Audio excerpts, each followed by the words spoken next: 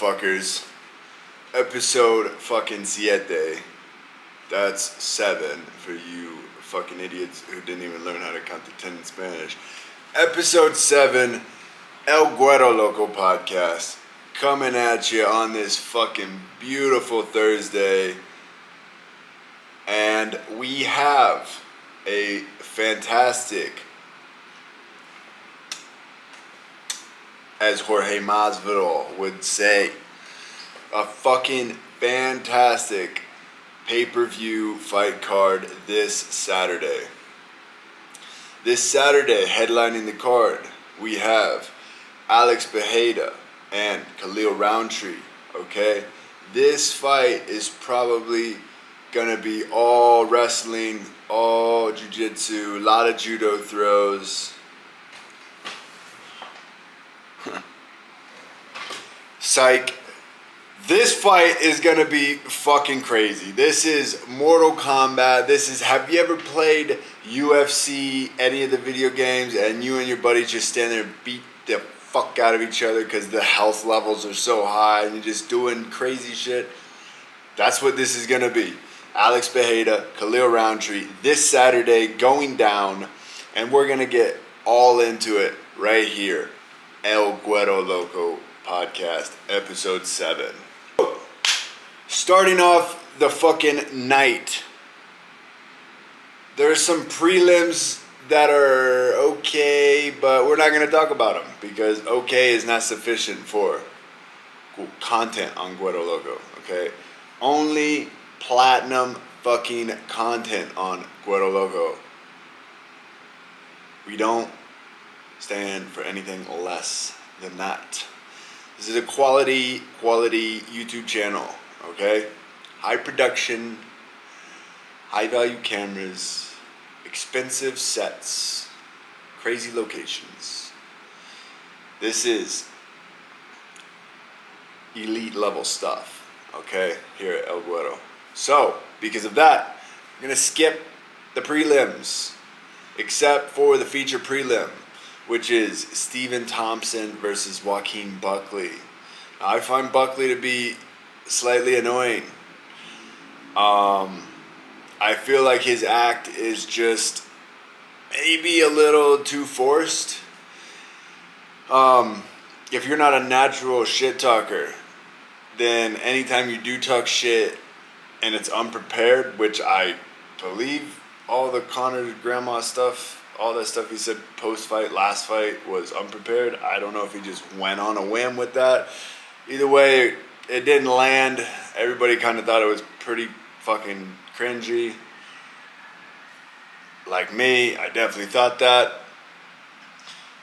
So, we'll see if he wants to wrestle fuck Stephen Thompson, because everybody knows if you want to beat Stephen Thompson, take down, double leg prey, maybe ground and pound. But if it's a stand-up fight, I'd like to see your boy Stephen Wonderboy Thompson get it done. I don't really care. It doesn't bother me whoever wins the fight, but out of respect for Stephen Wonderboy Thompson, I'm going to root for him. And possibly, what else is Stephen fighting for?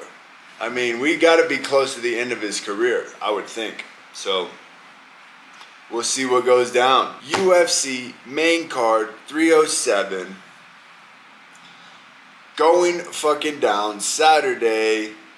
Opens up with Kayla Harrison versus Catlin Vieira. Okay, sorry, Catlin.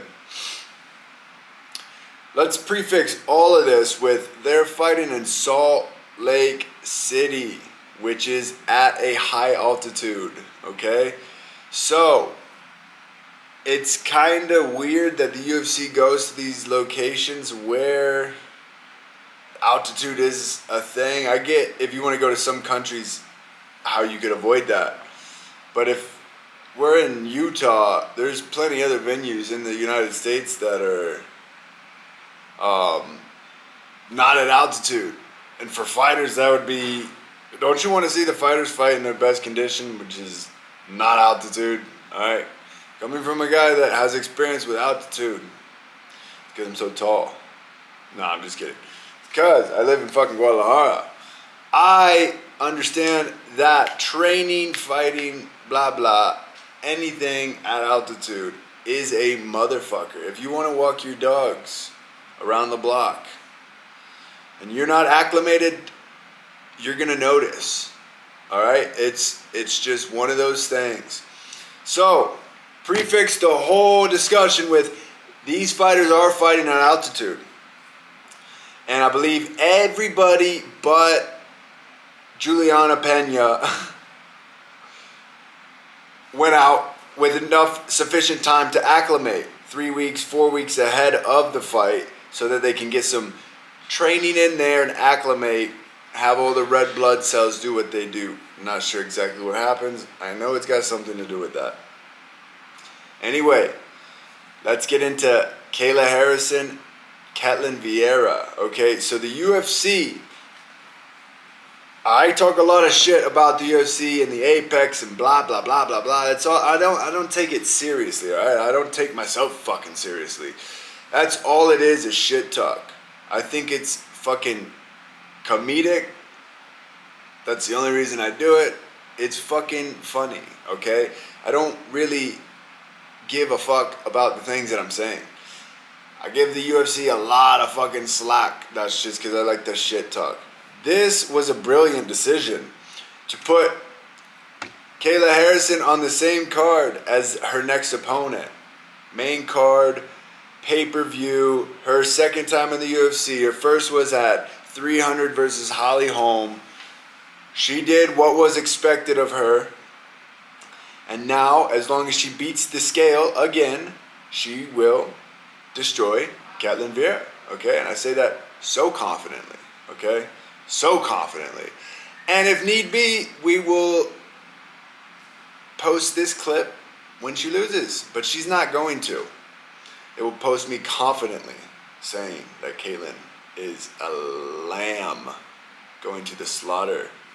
But that's what I believe it is. Kayla's going to smash this girl, and then she's going to call out whoever wins the bantamweight title fight that night between Raquel Pennington and Juliana Pena. Okay? If Pena does win, Pena annoys the fuck out of me. Everything she says and every way that she says it just makes me fucking palm, face, shake my head, and mute whatever device I'm listening to. Alright? I can't fucking take it. So if Juliana has to win, which I don't want her to, just purely because I think she's cringe.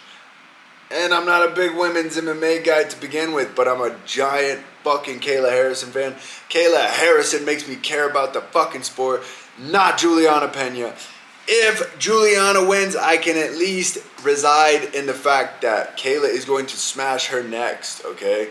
That is the next fight, and the UFC's brilliant for that. Both these girls are going to fight whoever it is, Raquel or Juliana. But one of those two and Kayla are going to fight on the same night, so they're going to have the same recovery track, okay? So it's not like you had one fight at 304 and they're fighting 307. Now you got to wait for the champ to heal up. This person's waiting forever. It's perfect. It's all fucking in a line. And the UFC, 2 thumbs up for that. Makes a lot of fucking sense, especially on the microphone, all right? It might get spicy on the microphone. If Juliana wins, she's just going to start talking. I mean, coming from a guy who presses play on his fucking camera and just starts talking and really doesn't have any fucking direct point to make, I'm going to sit here and say that when Juliana Pena does it, I just want to fucking do a handstand and possibly fall on my head and smash my spine in half. Anyway, Kayla's going to do that for me. She's going to handle my lightweight.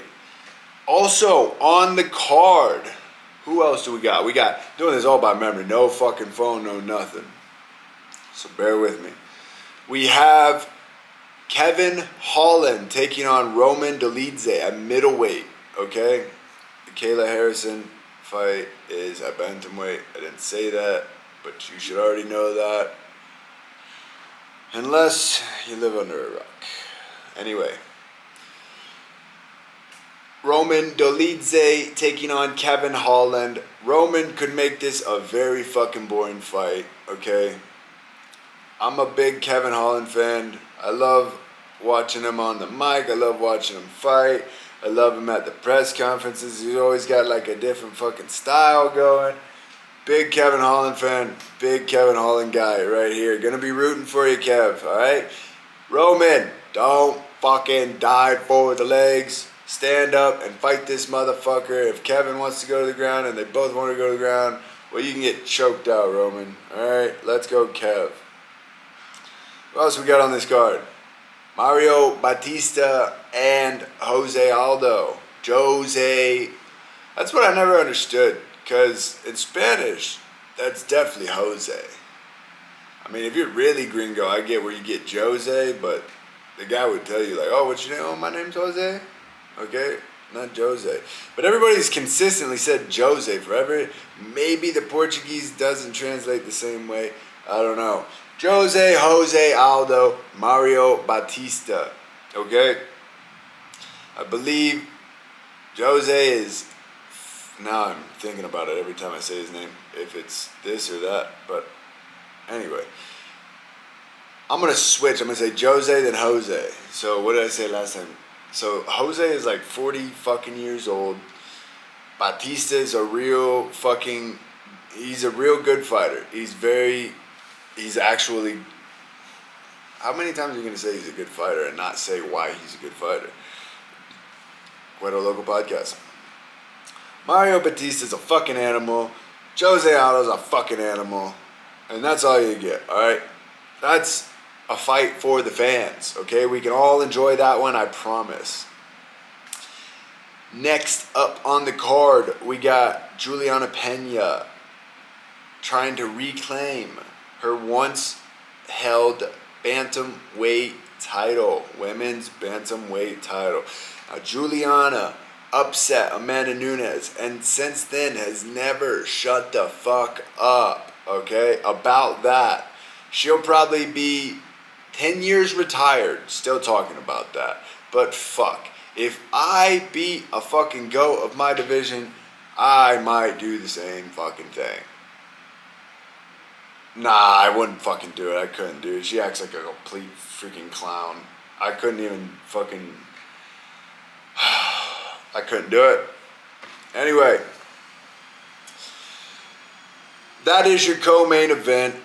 I don't really care what happens because I want Raquel to win because I don't like Juliana. But if Juliana wins, that's okay because I love fucking Kayla and Kayla's gonna smash her freaking next. Khabib smash, bro. Okay? If you could talk about any girl in the UFC like doing the Khabib fucking smash, bro. Khabib smash, bros. Smashing like Khabib, it would be Kayla. She's just, and now she has the elbows. Like, dude, she's a beast. She's so fucking jacked, bro. And I'm here for it, alright? And I freaking, my girl is a giant fan. I'm a giant fan. Kayla, you have brought back my interest into women's MMA, okay? There used to be a lot of big names in women's MMA, and they're all 45ers, and Kayla would have been in that division, preferably to 135. But imagine, Kayla Ronda. You see how I'm talking about Juliana and Raquel's title fight, and I just end up on Kayla? It's a sign. Kayla Ronda. You want to see it? Kayla Misha. You want to see it? I want to fucking see it. Kayla Cyborg. You want to see it? Kayla Nunes. You want to see it? We might get to see it. I think if she wins the title, she goes out Nunes, we might get to fucking see it. But Kat Zingano, Gina Carano, like, bro, there was some giant freaking names in female MMA, and they're all 45ers, and you got your smaller ones too, Joanna and Rose, you know. But the girls that Kayla would have matched up with would have made for some really interesting fights. And I care about Kayla Harrison, all right? That's all I can say. I don't care about this weekend's co-main event. So, I'm just a fucking guy, all right? I'm just a fucking guy talking shit to his camera. And I don't even take myself seriously. So, don't get offended, okay? Jeez, calm down. Main event, I didn't slap the table because my fucking camera would have fell.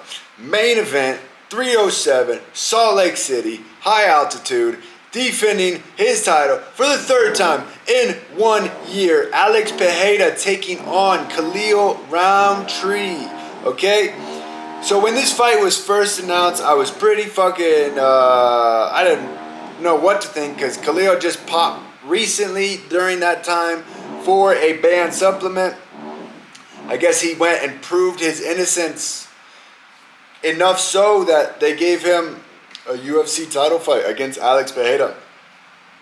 Now, the closer we get to the fight and the more content I watch on Khalil, the more I hear him do interviews, this and that and the other, the more that this fight does make sense to me and that I'm super okay with it and that I'm super fucking excited for it. Check this out.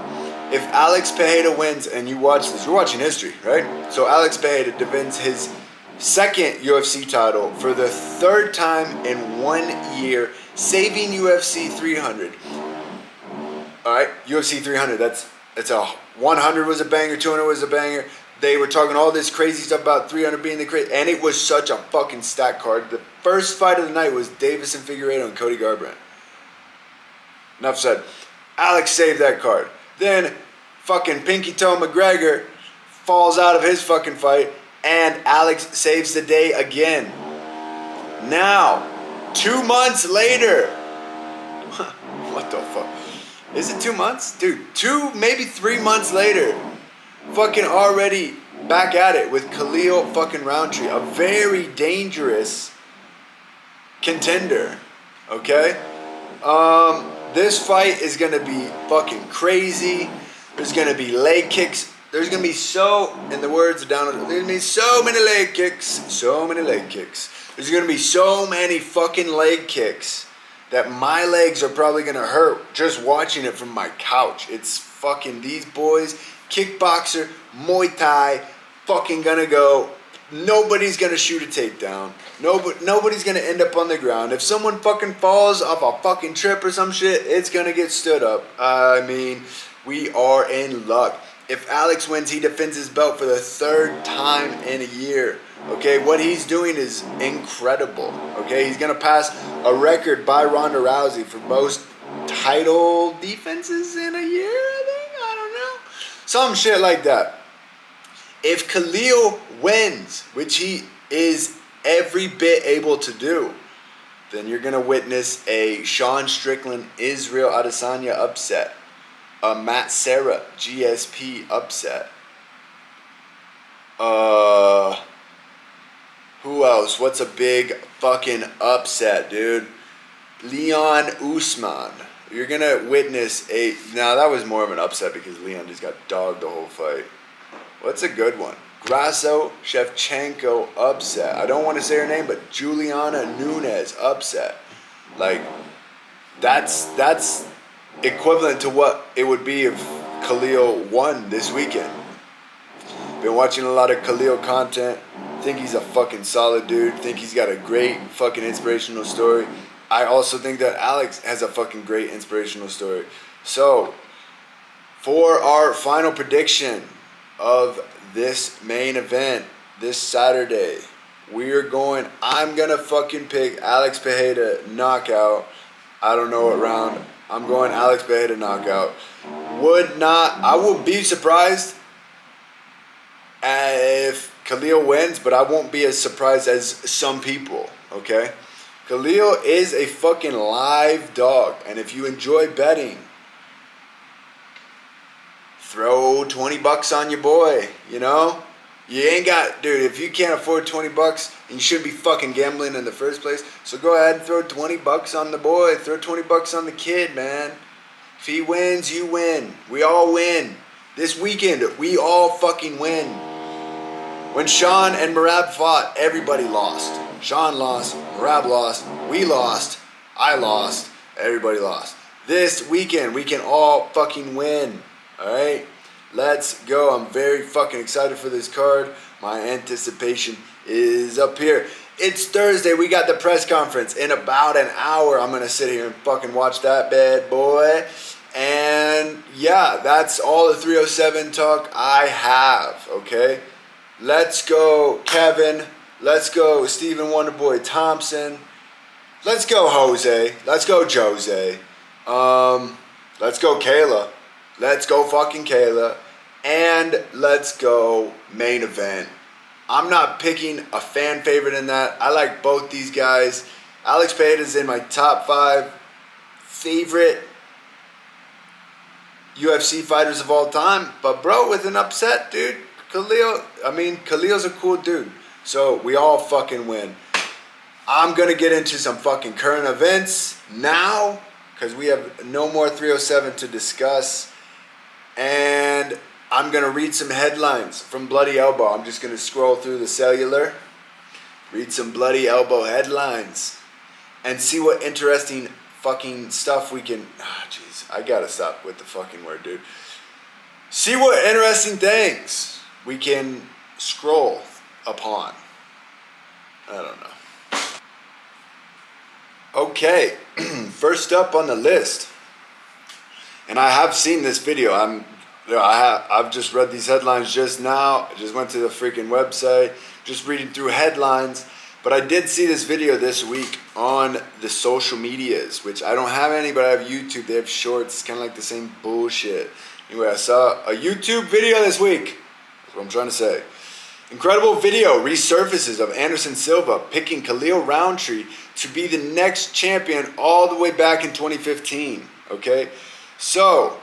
I don't know I don't know what kind of interview this was. I have no clue at what point, like, if this was a media day, if this was fight week, if this was post-fight, anything. I have no clue. It's just an Anderson Silva interview. And the interviewer said, so I heard you got knocked out in camp or something to that extent. I heard that you got knocked out in camp leading up to this fight. So I'm not sure if it was after the fight, before the fight, whatever.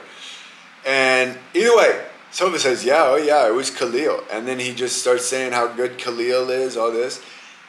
And he predicted that Khalil would be a champion in 2015. So for it to be 9 years later and Khalil's fighting for the belt, I mean, dude, if he knocked out Anderson in sparring 9 years ago, can't be worse than 9 years ago. And you can't be that bad if you knock out Anderson Silva in sparring. So, like I was saying, Khalil's a fucking live dog in this fight. For you fucking gambling addict. You fucking degenerates. Next up, we got, what are you complaining about? Former UFC heavyweight says Khalil Roundtree deserves his shot at Alex Pereira more than Magomed Ankalaev. I don't know who former UFC heavyweight is. Let's fucking click on it. Brendan Schaub. Damn it. I like Brendan.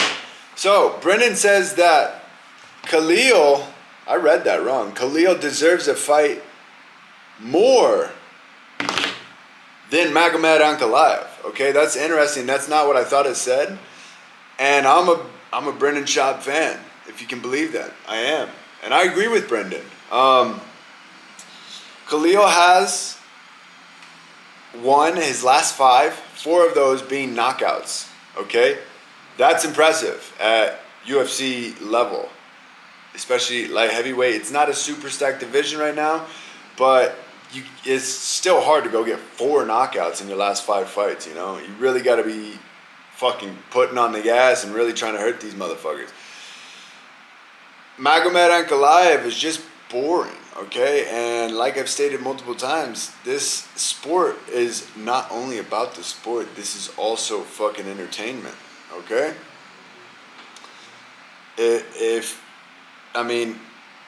Magomed had a title fight against Jan Blachowicz. Whatever happened, dude, the draw, whatever, I didn't think it was a horrible fight, but Dana, it did not like it. And ever since then, they've kind of shelved Magomed or just canned him. Now he's got to fight Alexander Rakic. I don't know what fucking card that's on, but that's a difficult fucking fight. Okay, that's a step below Pereira as far as difficulty. So it's not as bad as Pereira, but it's an unknown, essentially, name. Alexander Rakic is not like a super fucking popular guy, you know? So, yeah, I agree that they shafted Magomed, and I don't disagree with why they did it, okay? If you're boring, you're fucking boring, bro. And Khalil's been putting in the work. It's not just because that's shining up Khalil too, bro. Khalil deserves this, I believe, in my opinion. So I agree with you, Brendan. I had commented on this earlier about Alex Pereira could break Ronda Rousey's all-time championship record with a win this weekend at UFC 307. What they're saying is that Alex Pereira will have defended his belt with a win this weekend 3 times in 175 days. The record holder right now is Ronda Rousey with 189 days. So by 2 weeks, he'll be beating Ronda Rousey's record. Ronda Rousey is a bona fide fucking UFC superstar. I don't care what you say. She fucking made women's MMA. Okay? Alex Pereira, with a win this weekend, will 100% jump to the number one face of the UFC. I felt like it was between Sean, Alex, and John Jones. Okay? But with Sean's recent loss and knockout win from Alex this weekend, it's Alex. It's Alex Pereira. He's your guy. He's your fucking number one. And we're not going to say Conor. I know Conor's technically on the roster. Pinky toe buddy, he's not fucking fighting, bro. He's cooked, okay? He's cooked.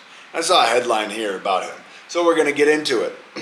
But that would be super impressive if Alex does this. Alex is a fucking megastar. He's just out here big game hunting. Straight to the UFC, straight to Izzy. He beat Sean Strickland right before Izzy, then Jan Blachowicz, then right to Jiri, then Jamal, then Jiri. Like, oh my gosh. This is the first non-former champ that he's fighting since, yeah, exactly, bro. Since fucking before Sean Strickland. That's fucking crazy to me, dude. This guy has 11 mixed martial arts fights. This guy's a fucking true fucking G. So if he wins, you're literally watching history. And if Khalil wins, you're also literally watching fucking history. Okay? Next up, Terrence Crawford reveals why he turned down an official offer to fight Conor McGregor in MMA and said sometimes it ain't about the money. Okay? Not sure what he means by that, but it's always about the money. No, I'm just kidding. So there was a 2-fight deal offered to Terrence Crawford. 1 boxing fight, 1 MMA fight. And I'm going to tell you exactly how that would go down, okay? Terrence Crawford would win the boxing fight. Conor would win the MMA fight. I don't know what the fuck we're doing with all these crossover fights. I understood the Floyd and Conor one. It was actually, I was hyped the fuck up about it. I loved that fucking whole month, bro. The whole press conference, world tour leading up to the fucking fight. The biggest MMA pay-per-view star versus the biggest boxing pay-per-view star. But now it's gone too far to where everybody wants to go box. And for one, everybody always talking about boxers trying to do MMA. Okay, they're 2 different fucking sports that are somewhat similar because it involves punching or kicking another individual and then but it's not the same. Anybody who does a 2-fight deal, if fucking Sean and Gervonta did a 2-fight deal of boxing MMA, you know what happened? Sean would win MMA, Gervonta would win boxing. Okay, I don't know what the heck we're doing. Oh, but Terrence wrestled. Yeah, Terrence wrestled as a fucking kid. Doesn't do a fucking thing against leg kicks, bro. Like, there's just, dude, the same way that Terrence would bang up Conor wouldn't even be able to train for a fucking fight for one. He's too fucking nose beard up. That he wouldn't even be able to make it to the ring. He's got no fucking mental discipline, which is what Conor literally came up preaching when he was determined, was mental fortitude, all that shit. And he's probably the mentally weakest motherfucker that I know. I don't know him, but you know what I'm saying. Conor would never get to a fucking fight camp successfully and actually make it to a boxing ring. But Terrence would destroy him, and then Conor would destroy him in MMA, and probably not even have to train that hard. I mean, it's just two different fucking sports. The crossovers are ridiculous. They don't make no sense. With that being said, that wraps up episode 7. I got fucking sparring tomorrow. Gotta fucking go get some rest and recovery, if you know what I mean. Yeah, nothing more. I will catch you guys after this fucking weekend's main event. I'm super hyped for it. Alex Bejeda knocks out Khalil Roundtree. Insert this clip into next video. I'm a fucking genius. Subscribe, like, all that fucking bullshit. Guedo fucking out.